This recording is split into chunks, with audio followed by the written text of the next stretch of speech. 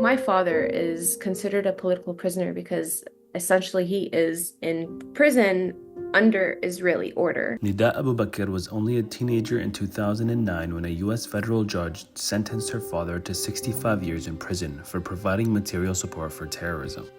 Shukri Abu Bakr's family has always maintained he was running a legitimate nonprofit. You want to live a normal life, but it's almost as if there is a sticker on your forehead that says the word daughter of a terrorist. Shukri Abu Bakr was the founder of the Holy Land Foundation. At one point, it was the largest Muslim charity in the US. His organization helped build hospitals and schools in the occupied Palestinian territories. But in the weeks after the 9/11 attacks, the George W. Bush administration shut it and several other Muslim charities down. Our family has been going through hell and back as a form of collective punishment.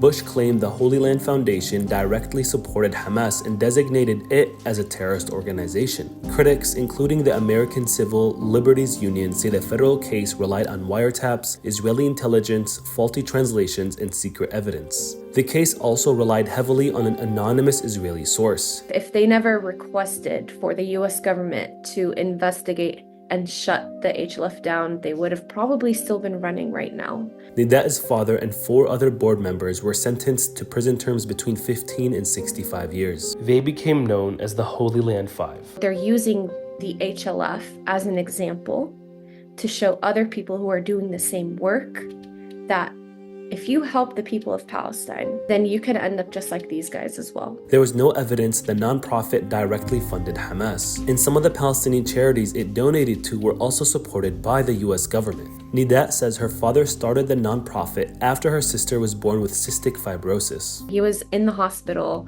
watching the news of Palestinian children, injured Palestinian children, and he thought to himself, like, why is it fair that my daughter, who is no different than those kids, why is it fair that she's getting the best medical care in the world and they can't? Now, activists worry a new nonprofit killer bill passed by US lawmakers will give President Trump unchecked powers to shut down more pro-Palestinian organizations. Bills like this are used to scare people into backing away from the whole Free Palestine movement. 3 of the Holy Land Five have been released after being imprisoned.